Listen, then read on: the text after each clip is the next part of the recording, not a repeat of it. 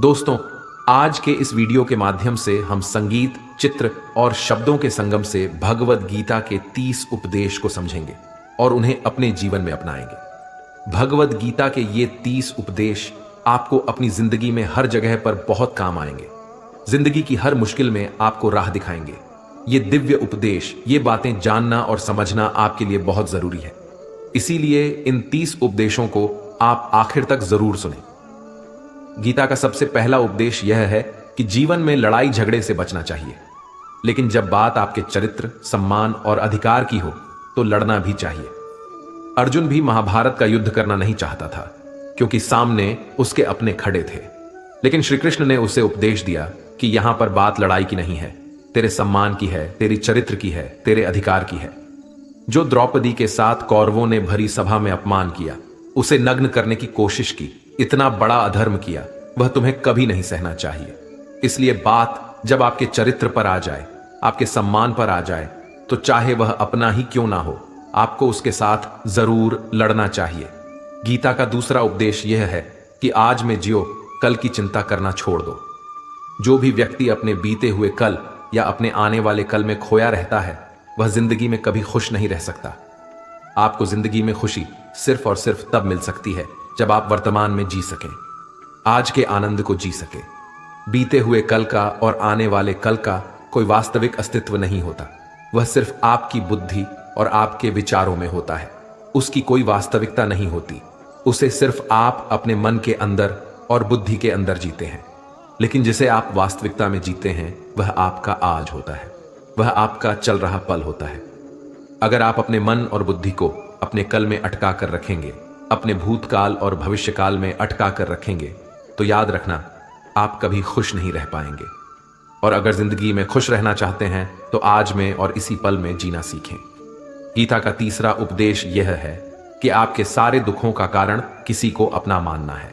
आप कभी गौर करना, आपकी जिंदगी के सारे दुख, सारी तकलीफें, सारी चिंताएं वहीं से आती हैं जहां आपका अपनापन होता है कि यह मेरा है, यह मेरा अपना है। वहीं से आपकी जिंदगी में दुख आना शुरू हो जाते हैं।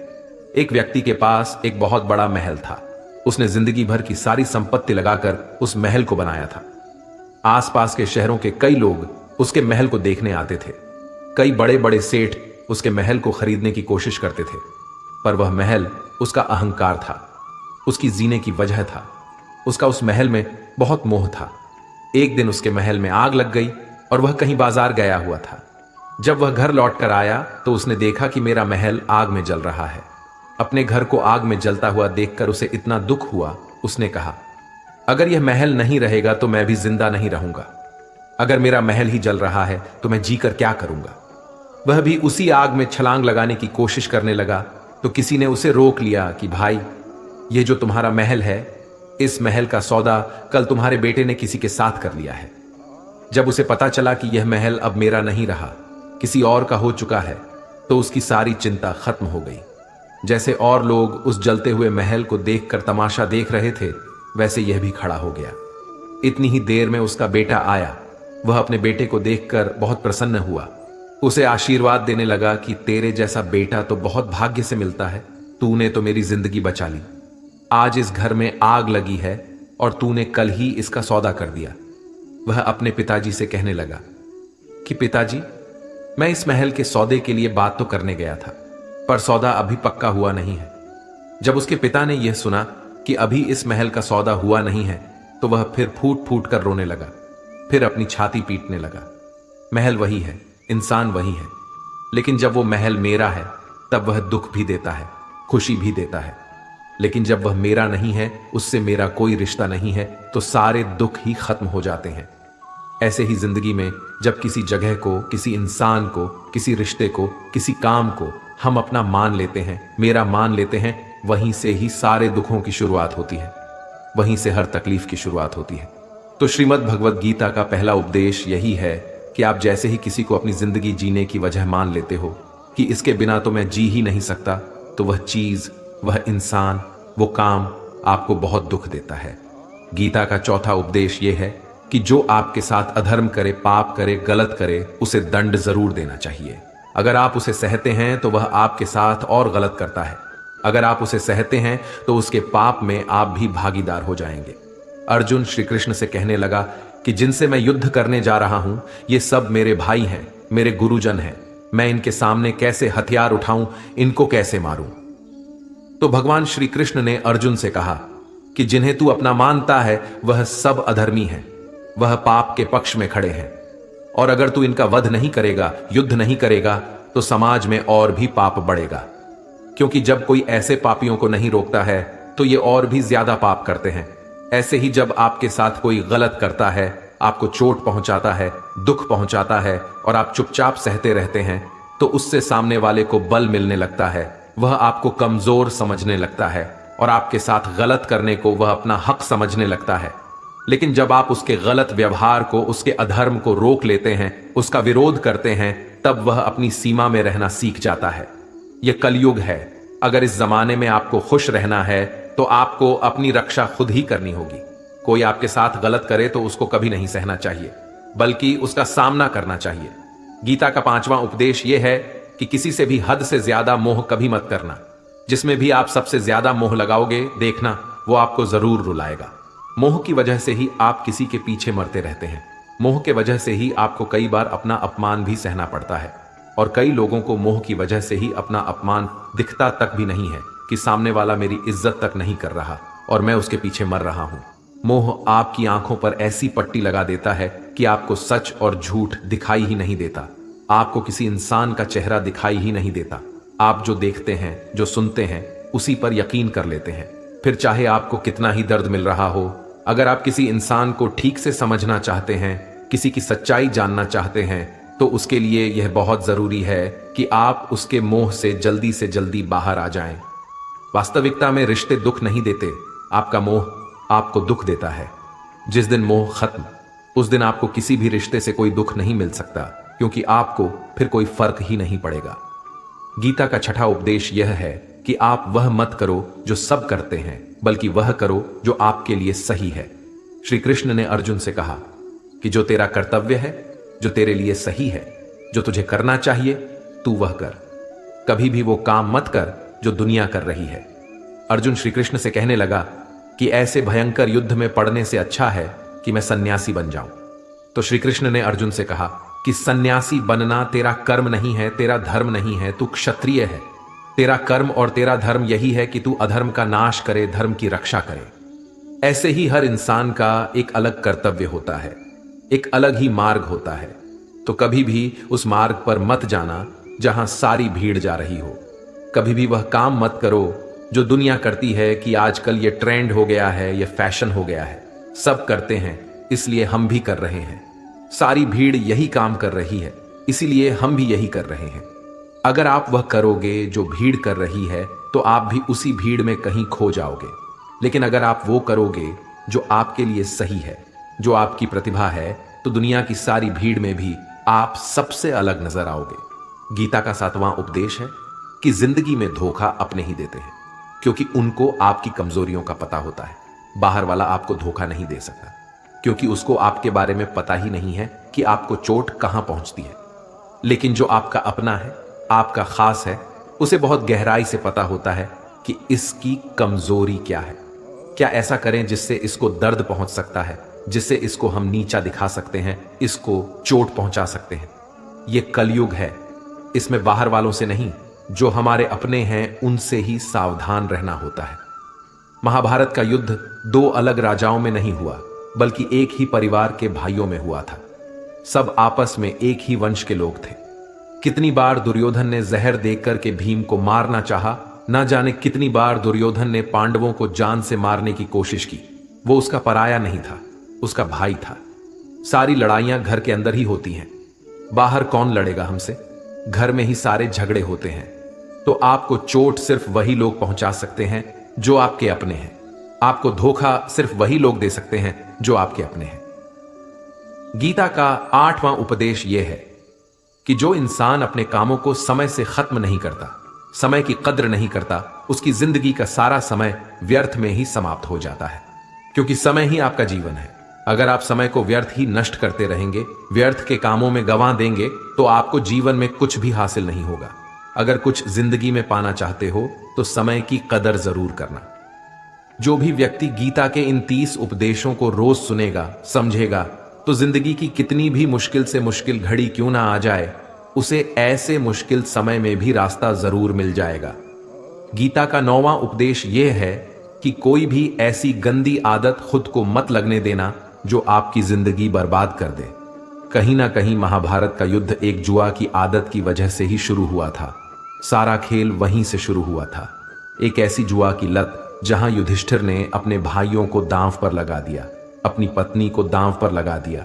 ऐसा जीतने का नशा कि अपना सब कुछ गंवा दिया। ऐसे ही हम भी अपनी जिंदगी में जब कोई ऐसी गंदी आदत लगा देते हैं, चाहे वह कोई भी हो, चाहे वह नशे की हो, मोबाइल की हो, किसी इंसान की हो, कोई गलत काम करने की हो, कोई भी गलत आदत जो आपको बर्बाद कर सकती है, अगर आप उसको नहीं छोड़ोगे तो आपका सब कुछ खत्म हो जाएगा। इससे पहले कि आपकी आदत आपको खत्म करें, आप अपनी गलत आदतों को खत्म कर दीजिए। गीता का 10वां उपदेश है कि आलसी इंसान कभी कुछ हासिल नहीं कर सकता। अधिकतर लोग सिर्फ योजनाएं बनाते रहते हैं कि मुझे बड़ा घर चाहिए, मुझे बड़ी गाड़ी चाहिए, मैं दुनिया घूमना चाहता हूं। यहां क्या चाहिए यह हर कोई सोच लेता है, लेकिन उस पर मेहनत करना वो बहुत कम लोग करते हैं। क्योंकि चाहना बहुत आसान है, लेकिन उसके लिए कर्म करना वह बहुत मुश्किल है। एक अच्छा फिट शरीर हर कोई चाहता है, लेकिन उसके लिए व्यायाम करना, एक्सरसाइज करना वह आपको ही करना होगा। जो इंसान आलसी बनकर बैठ जाता है, ना उसे अच्छा शरीर मिलता है और ना ही अच्छा जीवन मिलता है। तो जिंदगी में अगर कुछ पाना चाहते हो ना, आलस्य को अपनी जिंदगी से जरूर दूर कर देना। आलस्य के चलते आपको कुछ मिलने वाला तो नहीं, लेकिन जो आपके पास है आप वह भी गंवा दोगे। गीता का 11वां उपदेश यह है कि जिंदगी में अगर खुशी चाहते हो तो मन की गुलामी का त्याग कर दो। कई लोग कहते हैं कि हम करना तो बहुत कुछ चाहते हैं, लेकिन कुछ कर नहीं पाते। पता भी सब कुछ है कि क्या करने से हमारी जिंदगी बेहतर हो सकती है, क्या चीज है जो हमको नुकसान पहुंचा रही है, लेकिन फिर भी कुछ कर नहीं पाते। समझते सब कुछ हैं, लेकिन समझकर भी, चाहकर भी कुछ कर नहीं पाते। वो इसीलिए होता है क्योंकि आप अपने मन के गुलाम बन चुके हैं। अरे लोग तो अपनी जीभ का स्वाद तक नहीं छोड़ पाते, फिर कहते हैं कि हम पतले नहीं हो पाते हैं, फिट नहीं हो पाते हैं, सक्सेस नहीं मिल रही है। क्योंकि जो आपको करना चाहिए आप वो करते नहीं हैं। आपका मन सब कुछ समझकर भी आपको वह करने नहीं देता।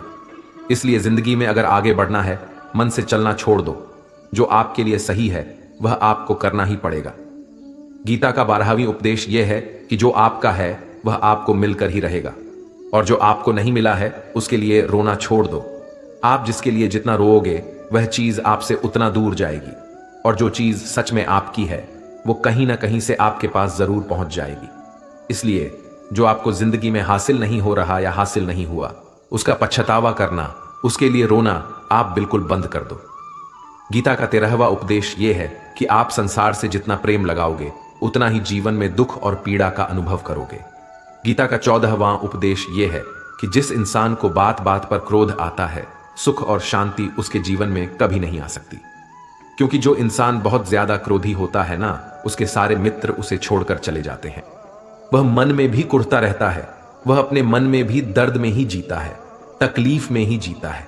ज्यादा गुस्सा करके, ज्यादा क्रोध करके जो भी आपके पास है, देखना आप उसे भी नष्ट कर दोगे। और ऐसे इंसान को शांति तो कभी मिलने वाली नहीं है। इसलिए अपनी जिंदगी में शांति चाहते हो तो बात बात पर गुस्सा करना छोड़ देना चाहिए। गीता का 15वां उपदेश यह है कि चाहे आप किसी की मदद करो या ना करो, लेकिन जानबूझकर कभी किसी का दिल नहीं दुखाना चाहिए। क्योंकि जब किसी का दिल आपकी वजह से दुखता है ना, तो याद रखना आपको भी वो दर्द एक दिन जरूर मिलेगा। जब आप किसी का दिल दुखाते हैं तो आपको पता नहीं चलता, लेकिन जब कोई आपका दिल दुखाता है तब आपको समझ में आता है कि दिल पर चोट लगने से कितना दर्द होता है। इसलिए चाहे आप किसी की मदद करो या ना करो, लेकिन किसी का दिल कभी नहीं दुखाना चाहिए। गीता का 16वां उपदेश है, जो मुश्किल वक्त में, जो दुख के समय में आपका साथ दे, सिर्फ वही आपका अपना है, बाकी सब पराये हैं। अपनेपन का नाटक करने वाले बहुत लोग होते हैं, बड़ी बड़ी बातें करने वाले बहुत लोग होते हैं कि हम आपसे बहुत प्रेम करते हैं। कोई भी दुख हो, कोई भी तकलीफ हो, हमें याद करना, लोग दुख उठाने की बात करते हैं, लोग आने जाने की बात करते हैं, हाथ मिलाना तो ठीक से नहीं जानते और दिल मिलाने की बात करते हैं। जब सच में आपकी जिंदगी में तकलीफ आएगी ना, तब आपको समझ में आ जाएगा कि आपका साथ देने के लिए कौन खड़ा है।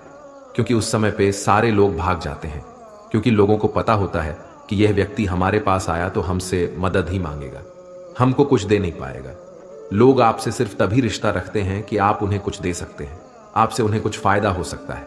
लेकिन जब लोगों को यह पता चल जाता है, समझ में आ जाता है कि उनको आपसे कोई फायदा नहीं होने वाला बल्कि उनको आपकी मदद करनी पड़ेगी, तो वह आपको दूर से ही देखकर भाग जाते हैं। इसलिए जो आपके मुश्किल वक्त में आपके साथ खड़ा हो जाए, सिर्फ वही आपका अपना होता है।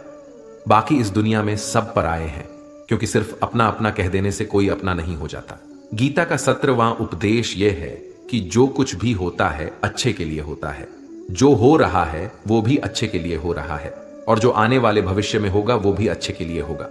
हालांकि ये बहुत गहरी बात है। कुछ चीजें जिंदगी में ऐसी होती हैं जो हमें लगता है कि मेरे साथ ही ऐसा क्यों हुआ, मेरे साथ ही होना था ये सब। लेकिन जब वो वक्त गुजर जाता है, एक दिन हमको समझ आता है कि अगर हमारे साथ ये सब नहीं होता तो आज हम इस मुकाम पर नहीं होते। अगर मेरे साथ ये सब नहीं होता तो शायद हमारी जिंदगी और भी बर्बाद हो सकती थी।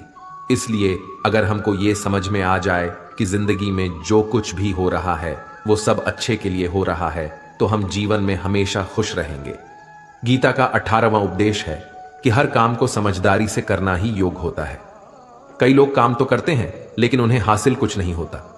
बहुत लोग कहते हैं कि हम बहुत मेहनत करते हैं, तब भी जिंदगी में सफलता हासिल नहीं हो रही है। बहुत कुछ करने से, बहुत मेहनत करने से आपको सफलता नहीं मिलेगी, लेकिन सही तरीके से समझ के साथ काम करने से आपको जिंदगी में सफलता जरूर मिलेगी। गीता का 19वां उपदेश यह है कि कभी भी किसी भी चीज की अति नहीं करनी चाहिए। कोई भी चीज हद से ज्यादा मत करना। किसी से प्रेम भी हद से ज्यादा मत करना, किसी से नफरत भी हद से ज्यादा मत करना। हद से ज्यादा मीठा भी खराब, हद से ज्यादा कड़वा भी खराब। हद से ज्यादा आराम भी आपको बीमार कर देगा, हद से ज्यादा खाना भी आपको बीमार कर देगा। हद से ज्यादा भूखा रहना भी आपको नुकसान पहुंचाएगा, और हद से ज्यादा जागना भी आपको बहुत नुकसान पहुंचाएगा। जीवन को संतुलन के साथ जीना चाहिए। जैसे ही आप संतुलन खो देते हैं, वैसे ही आपके जीवन में दुर्घटना हो जाती है। गीता का 20वां उपदेश यह है कि जिसे आप सबसे ज्यादा महत्व दोगे, वह आपको कभी महत्व नहीं देगा। आपने कभी गौर किया कि आपका अपमान कौन लोग करते हैं? आपका अपमान सिर्फ वही लोग करते हैं जिसे आप सबसे ज्यादा महत्व देते हैं। दूसरों की इज्जत करना अच्छी बात है, पर दूसरों की अगर बहुत ज्यादा इज्जत करोगे तो उनकी नजर में आपके ही इज्जत खत्म हो जाती है। इसीलिए किसी को भी कभी भी अपना सब कुछ नहीं बनाना चाहिए। तुम ही मेरे सब कुछ हो। जैसे ही आप किसी को सब कुछ बना लेते हैं अपना, तो आप उसके लिए कुछ भी नहीं रह जाते। इसलिए लोगों को इज्जत उतनी ही देनी चाहिए जितना वह हजम कर सके। हद से ज्यादा इज्जत देना आपकी ही बेइज्जती करवा सकता है। गीता का 22वां उपदेश यह है कि किसी पर भी आंख बंद करके भरोसा मत करना। जैसे महाभारत की कथा में दुर्योधन ने कितनी बार षड्यंत्र करके पांडवों को मारने की कोशिश की, आग में जलाने की कोशिश की, और वह धर्म पे चलने वाले लोग बार बार उसकी बातों में आ जाते थे। यह बात और है कि ईश्वर उनकी रक्षा कर रहे थे, पर जिसे वह अपना भाई समझ रहे थे, जिसे वो अपना सगा समझ रहे थे, जिस पर वो भरोसा कर रहे थे, वही उनकी मृत्यु करवाना चाहता था। इसीलिए भरोसा करते समय अपनी आंखें जरूर खुली रखना। गीता का 23वां उपदेश यह है, जिसके साथ सत्य और ईश्वर की शक्ति है, चाहे सारी दुनिया उसके खिलाफ हो जाए, लेकिन अंत में जीत उसी की होती है। श्रीमद् भगवद गीता में 18 अध्याय है, 700 श्लोक हैं। गीता का आखिरी श्लोक है। धृतराष्ट्र बार बार संजय से पूछता था कि बताओ, युद्ध में कौन जीत रहा है, कौन हार रहा है, क्योंकि उसे विश्वास था कि महापराक्रमी भीष्म पितामह मेरे पक्ष में है, गुरु द्रोणाचार्य मेरे पक्ष में है, कर्ण मेरे पक्ष में है, तो हमें कौन हरा सकता है। लेकिन संजय ने धृतराष्ट्र से कहा कि जहां पर ईश्वर है, जहां पर सत्य है, हमेशा वही जीतता है। चाहे आपके पास कितनी भी शक्ति क्यों ना हो, लेकिन सत्य और ईश्वर जिसके साथ खड़े हो जाएं, उसे दुनिया में कोई भी नहीं हरा सकता। गीता का 24वां उपदेश यह है कि आपने कोई भी कर्म किया हो, उसका फल आपको जरूर भोगना पड़ेगा। अगर आपने अच्छे कर्म किए हैं तो जाने अनजाने किसी मुश्किल वक्त में आपको वो आपके अच्छे कर्म उस मुश्किल वक्त से बचा लेंगे। अगर आपने गलत कर्म किए हैं, पाप किया है, तो उसकी सजा भी आपको जरूर मिलेगी। कोई इंसान कितना ही छुपकर कर्म करे, चाहे वह कितना ही चालाकी से कर्म करे, लेकिन कहते हैं उस परमात्मा के, ईश्वर के चारों तरफ कैमरे लगे हुए हैं। हमारे एक एक कर्म पर वह प्रकृति व परमात्मा अपनी दृष्टि बनाए रखते हैं। हमारे एक एक कर्म का हिसाब होता है। एक गांव में दो मित्र रहते थे। उन दोनों ने विचार किया, इस गांव में हम धन नहीं कमा पा रहे हैं। वह दोनों धन कमाने के लिए शहर में चले गए। कुछ वर्ष वहां रहकर उन्होंने काफी धन कमाया। फिर सोचा कि अब हम अपने घर वापस चलते हैं। पर्याप्त मात्रा में हमने धन कमा लिया है। उस समय पे यातायात की इतनी सुविधाएं नहीं होती थी। वह अपने बैलों पर ही यात्रा कर रहे थे। चलते चलते मार्ग में रात हो गई तो उन्होंने विचार किया, आज रात हम यहीं विश्राम करते हैं। एक मित्र ने कहा कि मैं यहां पर रहकर धन की रक्षा करता हूं, तुम बाजार जाकर भोजन की व्यवस्था कर लो। जब वह मित्र बाजार गया तो उसके मन में पाप आ गया। उसने कहा, इतना पैसा हमने कमाया है, अगर मैं इसको यहीं जंगल में मार दूं तो सारा पैसा मेरा हो जाएगा, नहीं तो मुझे इसका आधा धन इसको देना पड़ेगा। मन में यह खोट आने पर उसने अपने मित्र के खाने में जहर मिला दिया, और जब वह खाना लेकर के अपने मित्र के पास गया, उसका मित्र वह जहर वाला खाना खाकर वहीं पर उसकी मृत्यु हो गई। वह व्यक्ति सारा धन लेकर के अपने घर वापस आ गया। फिर उसके घर में एक पुत्र ने जन्म लिया। जब उसका बेटा पैदा हुआ तो वह बहुत बीमार रहता था। उसने अपने जीवन में जो कुछ भी धन कमाया था, उसका वह सारा धन अपने बेटे के इलाज में खत्म हो गया। बेटा बड़ा होता गया और उसका धन नष्ट होता गया। जब उसका बेटा थोड़ा बड़ा हो गया तो उसके पिता ने पूछा कि बेटा, तू इतना बीमार क्यों रहता है? तू ठीक क्यों नहीं होता? मैंने अपनी जिंदगी का सब कुछ तुझ पे लगा दिया, पर फिर भी तेरी तबीयत ठीक नहीं रहती। तो उसके बेटे ने बोला, कौन सा बेटा और कौन सा पिता? मैं तेरा वही मित्र हूं जिसको तूने जंगल में जहर देकर मार दिया था। मैं अपना वही हिसाब पूरा करने के लिए तेरे पुत्र के रूप में तेरे घर में आया हूं। अब मेरा तेरा हिसाब बराबर और मेरा जीवन अब यही समाप्त होता है। तो गीता का उपदेश हमें यही सिखाता है, कोई अपने आप को कितना भी चालबाज समझता हो, होशियार समझता हो, लेकिन अगर उसने गलत कर्म किया है, चाहे आज नहीं तो कल उसे उसका फल भोगना ही पड़ेगा। कोई भी व्यक्ति अपने किए हुए कर्म से बिना उसको भोगे कभी छूट नहीं सकता। गीता का 25वां उपदेश यह है, चाहे कितना भी बुरा वक्त आ जाए, लेकिन जो इंसान जिंदगी में हिम्मत नहीं हारता वह सब कुछ हासिल कर सकता है। जब पांडव लोग जुए में सब कुछ हार गए, उनको 12 साल के लिए वनवास मिला और 1 साल के लिए अज्ञातवास मिला। वह भिक्षा करके अपनी जिंदगी को पालते थे, जंगलों में भटकते रहते थे, भयानक जानवरों के बीच, लेकिन इतना मुश्किल वक्त झेलने के बाद भी आखिरी में विजय उन्हीं की हुई, क्योंकि उन्होंने अपने अंदर में कभी हिम्मत नहीं खोई थी। ऐसे ही आपकी जिंदगी में कितना ही मुश्किल वक्त क्यों ना आ जाए, लेकिन आपके अंदर अगर हिम्मत है तो जीत आपकी ही होगी। गीता का 26वां उपदेश यह है कि जो किसी और का है उस पर कभी अधिकार मत जमाना, कभी कब्जा मत जमाना। जब शकुनी ने षड्यंत्र करके पांडवों को हस्तिनापुर से अलग करवा दिया, एक खांडव प्रस्थ का राज्य दे दिया, जहां की भूमि भी बंजर थी, जहां कुछ नहीं हो सकता था, लेकिन पांडवों ने उस शहर को इतना सुंदर बनाया, इतना वैभवशाली बनाया कि हस्तिनापुर भी उसके आगे फीका लगने लगा। और उनके उस वैभव को देख के, सुख को देख के दुर्योधन अंदर ही अंदर जलता था। उसने कई बेईमानियां करके, षड्यंत्र करके उनका वह खांडव प्रस्थ भी उनसे छीन लिया। जो चीज उसकी नहीं थी उस पर कब्जा किया। तो उसका आखिर में परिणाम यही हुआ कि जो चीज उसके पास थी वह भी उसके पास नहीं रही। इसलिए जो आपका नहीं है कभी उस पर अधिकार नहीं जमाना चाहिए। गीता का 27वां उपदेश है कि वही इंसान जिंदगी में सफल माना जाएगा जो अंदर से हमेशा खुश रहता है। बाहर से तो सब खुश दिखाई देते हैं, लेकिन अंदर से इंसान अशांति से भरा रहता है। बहुत पैसा कमा लिया, कामयाबी हासिल कर ली, लेकिन वह कामयाबी असली नहीं है। असली कामयाबी तब मानी जाएगी जब आपका मन खुश रहता हो। गीता का 28वां उपदेश यह है कि आप जैसा अन्न खाओगे वैसा ही आपका मन और आपकी बुद्धि होगी। आप जैसा ही कर्म करोगे वैसा ही आचरण करोगे। सात्विक अन्न खाओगे तो आपका मन भी सात्विक होगा। सात्विक व्यवहार भी करोगे, सोच भी आपकी अच्छी होगी। तमोगुणी और रजोगुणी आहार करोगे तो आपकी बुद्धि भी वैसी होगी, आप काम भी वैसे करोगे। श्री कृष्ण ने भगवत गीता में सात्विक, राजसी और तामसी इन तीनों आहारों का विस्तार से वर्णन किया है कि क्या खाना चाहिए, क्या नहीं खाना चाहिए। पर सार यही है, जो मनुष्य सात्विकता से भोजन करता है सात्विक भोजन करता है, उसे जीवन में शांति और सुख जरूर मिलते हैं। गीता का 29वां उपदेश यह है कि बुरा इंसान कभी अपनी बुराई नहीं छोड़ेगा। चाहे आप उसके साथ कितना भी अच्छा चलो, वह आपको तकलीफ देगा ही देगा। इसलिए जो जैसा है आप उसके साथ वैसा ही व्यवहार करो। बुरे इंसान के साथ आप कितना भी अच्छा बन जाओ, वो कभी अच्छा नहीं बनने वाला।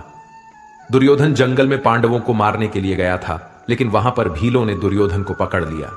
उसका मित्र कर्ण भी उसे छोड़कर भाग गया। वह भील दुर्योधन को मार देना चाहते थे, लेकिन युधिष्ठिर अपने भाई की रक्षा करने के लिए वहां पहुंच गया, उसके जीवन की रक्षा की। लेकिन उसके बाद भी वह हमेशा पांडवों का नुकसान ही करता रहा। इसलिए अगर कोई इंसान बुरा है, उसके साथ आप ज्यादा अच्छा बनने की कोशिश मत करो। जो जैसा है आप उसके साथ वैसा ही व्यवहार करो।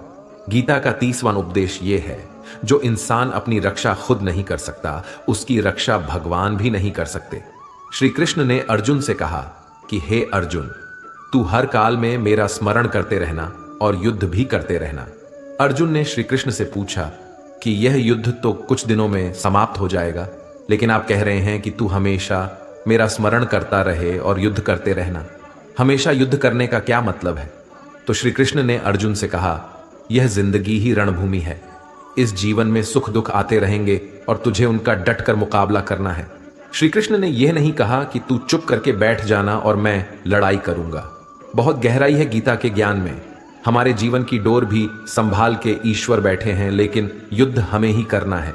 ईश्वर को याद करना है कि हे ईश्वर, मुझे शक्ति देना, मुझे समझ देना, मुझे बुद्धि देना, ताकि मैं अपनी जिंदगी की सारी लड़ाइयां जीत सकूं, मैं जिंदगी में सही मार्ग पे चल सकूं। लेकिन आपको अपनी लड़ाई भी खुद लड़नी पड़ती है। जो लोग ये कहते हैं कि हम कुछ नहीं करेंगे, सब वो ईश्वर करेगा, तो कहते हैं कि आलसी इंसान को देखकर तो भगवान भी घबरा जाता है कि यह कुछ नहीं करेगा। भगवान ने बुद्धि दी है, समझ दी है। ईश्वर आपको प्रेरणा देते हैं, शक्ति देते हैं, लेकिन आपको अपनी रक्षा स्वयं ही करनी होगी।